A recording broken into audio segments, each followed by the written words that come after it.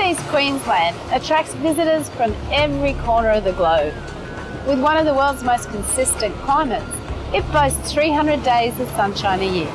Mix this with world-class beaches, famous surf breaks, scenic hinterland, and some of the world's largest sand islands, and you have paradise.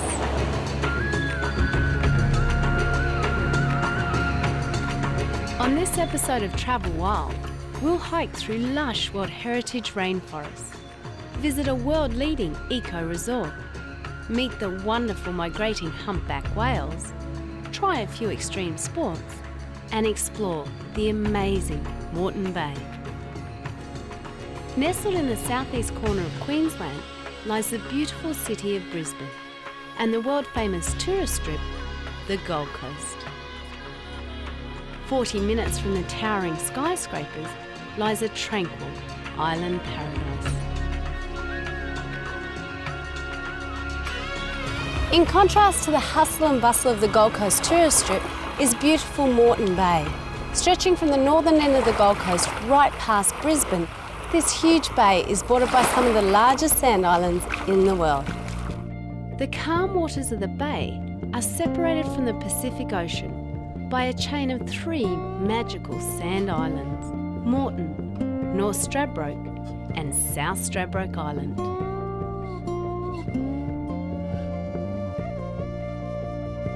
Nestled on the southern end of South Stradbroke Island is a resort with a different. Curran Cove is one of Australia's leading eco-resorts. From the beginning, Curran Cove's motto has been, as nature would have it. This place is almost like a mini eco-town, an outdoor adventure playground. But with no cars polluting the environment, I get around in an eco way.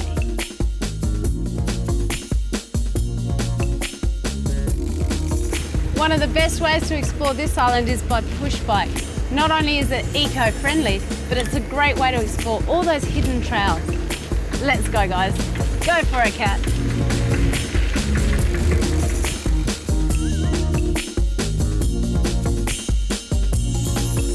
With a bike, you can get just about anywhere.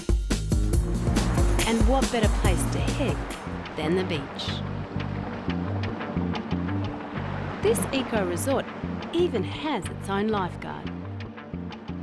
Being a massive sand island means that, you guessed it, there has to be a wonderful long beach that just keeps going. This beautiful beach stretches for 22 kilometres and seems a long way from the Big Smoke. But next, we see why this resort is so eco-friendly.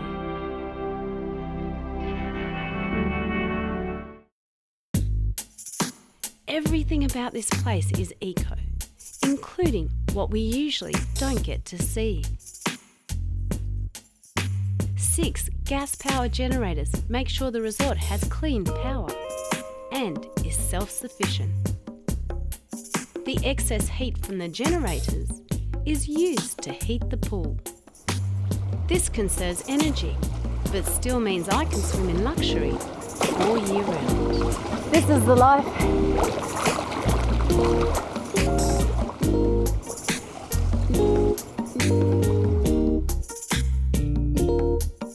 Waste from the kitchen is recycled by a simple but effective technique. A worm farm. A worm farm turns food waste into soil. The soil is then put back onto the gardens. Even the water at Curran Cove is extracted from beneath the island and filtered for us to drink. So this is our drinking water plant that we have here? Yeah, this is where the water actually comes into the plant through the blue tanks, which are multimedia tanks. Then it circulates its way around through a 5-in-1 micron filter, through a UV, and then comes through the woven membranes. We have a reject pressure that we've got to stick to. Reject is 30% and our drinking water is 70%. And it's crystal clear water? Crystal clear. But the thing that was most interesting is how this eco-resort has leading technology in treating their human waste. So the water comes in like that, That's correct. but goes out like this. Certainly does. And you're saying that's good enough to drink? It is. Why don't you try it? All right. Cheers, Gary. But the good thing is you don't actually drink the water here. It all goes back into the ground and is recycled, used as irrigation. You finished, John? Yeah.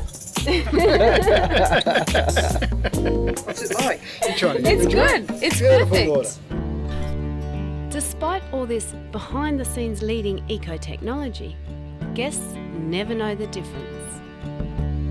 The rooms are comfortable and most of them look over a wonderful harbour view. There are a couple of restaurants to choose from when you wish to dine, from buffet breakfast to lunch over the marina. With such a beautiful environment, I wanted to learn more about my surroundings. The name of the centre is Gwandaba, and Gwandaba means place of the dolphin spirit, and it's one of the Aboriginal stories of this area. Part of ecotourism is actually being culturally sensitive and having respect for the cultural values of the area. So we identified any significant cultural areas on our property and we're careful not to damage those. The Environment Centre gives you a little history and shows you the ecology of the island. From marine environments and coastal forests to the wildlife you may expect to find. Ah, hello. Hello, darling. The carpet pythons on the islands here are one of our top predators. Those and the goannas, the lace monitors. The carpet pythons can grow up to a maximum of 4 metres and are quite capable of eating an adult bandicoot, northern brown bandicoot, or even a small wallaby as well. But there is no better way to understand the environment than see it for yourself. So this bit of habitat is quite significant in Queensland. Yeah, most of this type of cabbage tree palm rainforest along the east coast of Australia has been destroyed through human activities. Wow. And so it's becoming quite uncommon, and a lot of the animals and plants that we find here are becoming rarer and rarer. If you prefer a little more action, there is plenty to keep you occupied at Curran Cove. Enjoy a leisurely kayak. Or if you want a little more fun, a jet ski is a great way to see the scenery.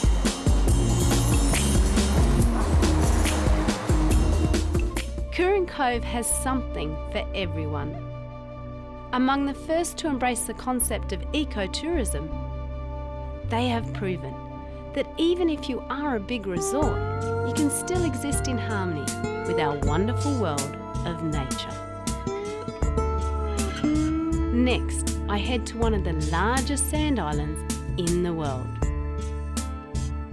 Fringed by the blue waters of Moreton Bay and the Pacific Ocean, it offers fishermen a bounty and surfers the chance to catch an uncrowded wave. I decided to explore the beautiful bay, and local adventure guide Barry Heap from Straddie Adventures was just the man to show me around. So what sort of tide are we at right now? At the moment it's actually coming in, so it's coming up.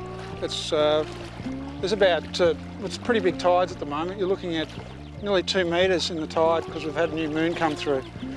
And are these dead mangroves? Yeah, they just come at age. They've come to the end of their time. Baz explained there were 2 types of mangrove here.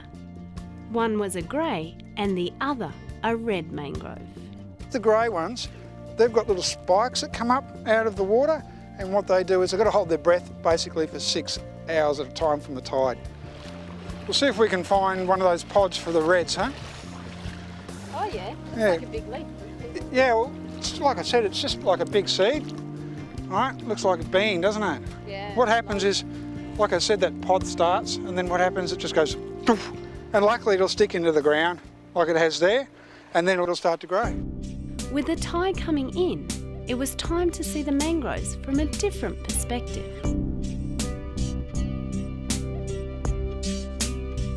It was easy to spot the difference between the red mangrove and the grey mangrove trees.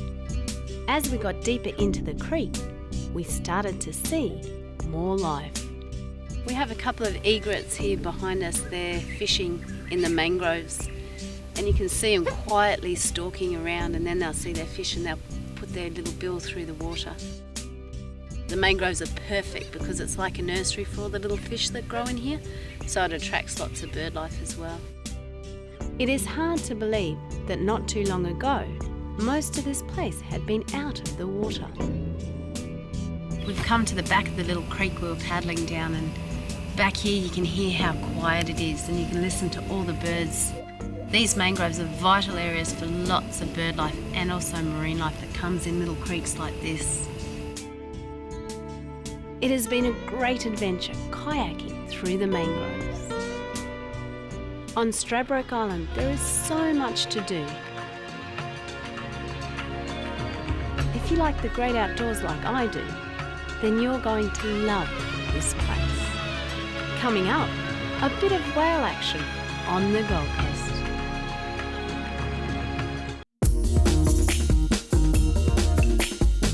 We're not too far off here at Surfers Paradise, and we're heading out for the day to go for a whale watch. Now the Gold Coast is a pretty good place to see whales because you get them on their migrations both heading north, and we also get them heading south. I was on a vessel called Spirit of the Bay. About 8 kilometres offshore is the Whale Highway, but you can see them just about anywhere. We had run into a small group of whales heading north, and they were pretty close. Hey, this could be whale love!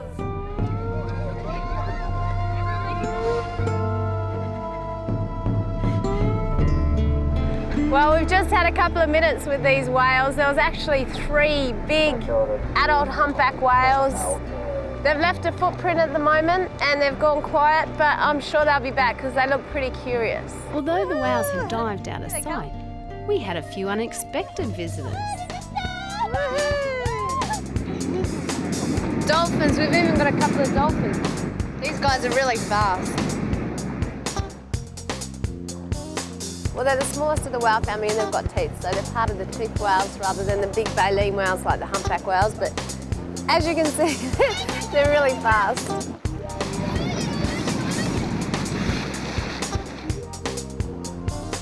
So many people around the world love whales.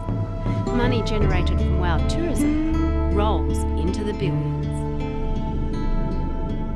But sadly, the humpback whales we were watching could potentially be hunted by Japanese whalers. We must protect our whales like we have protected some of our forests. To the west of the Gold Coast, nestled on the Queensland and New South Wales border, lies the magical Lamington National Park. This stunning area has been World Heritage listed and is one of the largest subtropical rainforests in Queensland. So here we are in beautiful Lamington National Park. It's a magic area. You can just hear birds calling all around you. In fact, over 200 species of birds come to these forests and you can see them among the trees. No wonder this beautiful place is World Heritage listed. But how did the beautiful Lamington National Park come to be when so many of our natural forests have been cleared? Well, a lot of history for this World Heritage area starts here at the Binnaburra Mountain Lodge. Now, Romeo Leigh picked up the dream of Robert Wright Collins and continued to lobby the councils around the various areas around here. Worked very hard, was on their case like a pit bull terrier. Finally, they signed on the dotted line in 1915 and made Lamington National Park a national park. There was nothing here, there was no roads here. You had to hike in, and it was a hard place to get to, but it was beautiful once you're here. So he figured, well, if people are going to make that trip, they want to be able to stay somewhere. So his passion started then to build a lodge here. And he enlisted in his help with that, with a young fella called Arthur Groom. Arthur Groom was from Brisbane, Wynnum side, and Arthur was, again, equally passionate about this area and would just take himself off into the bush for days and hike and stuff. Thanks to Arthur and Romeo, today we can come to Binnaburra and enjoy the magic of this national park.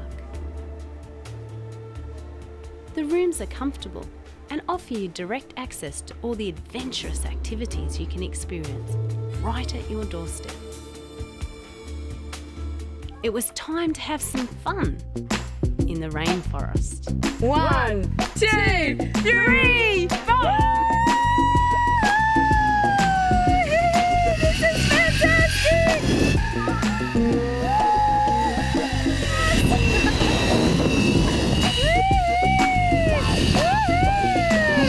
Just about at the end! Geronimo, that was so cool! Look, no hands, Mum! You can also check out the rainforest on your way down a cliff. We're at Windy Corner and I'm about to go for an abseil. It's only a baby, it's only about 10 metres high, but it's a good way to drop into the rainforest, cruise through the trees. Let's go. All right, feet wide apart. And I got a good coach. Right, straight down from here, basically. All right. I can see right over the eucalypt forest all the way down. It's absolutely magic. It's great getting up on these cliffs. Only a little cliff this one, but it's good practice. Oh, there's a lizard. Watch out, Lizzie. Ah, that's fun. Thanks, Luke. No worries. Champion. Thanks. Did you have fun? Yeah, it was great. Beautiful. You did a great job. Cool. After a morning of activity, I was starving. And what better way to enjoy lunch than looking over the forest? In fact, both restaurants at this place have views to die for. Have you ever seen a place so mystical? This is one of the most ancient rainforests in the world. It dates back to a time when Australia was part of a supercontinent called Gondwana. I almost feel like there could be a dinosaur come out at any time. 16 different types of forests are represented in this area. It is home to 60 mammal species, of which 25 are listed as vulnerable and 2 endangered. This area is vital for many animals to survive. The spectacular cliffs and valleys have been carved over time by rainwater that spills down in over 500 waterfalls. It has created the perfect place for ecotourism, and the Binnaburra Mountain Lodge encourages you to get out on the hiking trails and explore this wonderful area. Then come back and enjoy the comforts of a lodge that blends in perfectly with its surroundings. If you feel you deserve a little pampering, then Rejuve is your answer. Just lie back, drift into a peaceful slumber, and enjoy one of the most amazing massages. Next, we meet world-class athletes who show us the tricks of their trade.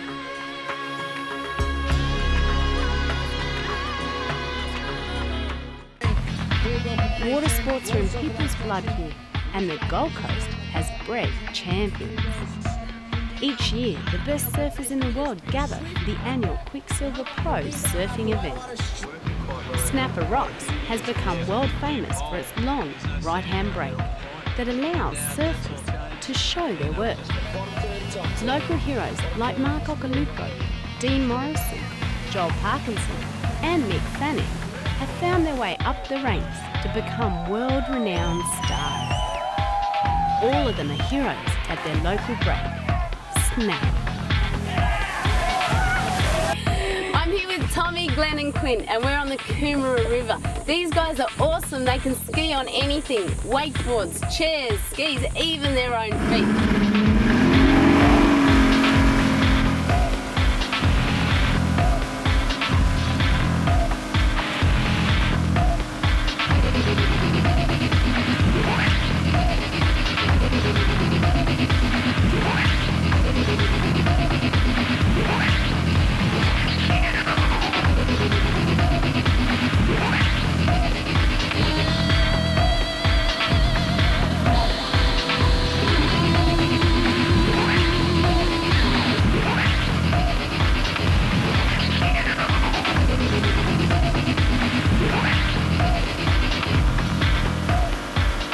Well, we know the guys can ski, but girls, check out Gizzy, one of the leading lady barefoots.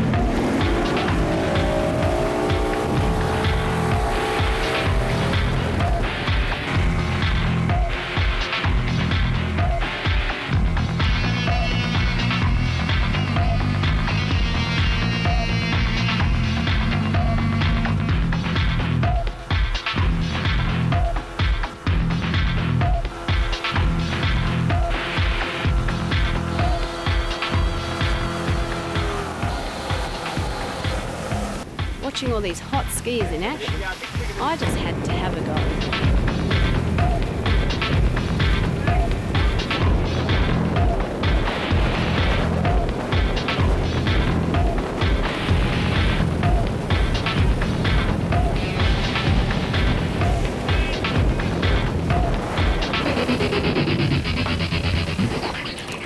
I've had a great few days skiing with the champions. And I even think I've improved my technique a little bit, maybe even a lot. I loved getting out in the great outdoors, experiencing the beauty of nature, and I admire the operators that are leading us into a greener future. South East Queensland has treated us to some wonderful sights, from the beautiful Humpback Wow to the ancient rainforest and stunning Moreton Bay. This is truly an outdoor playground.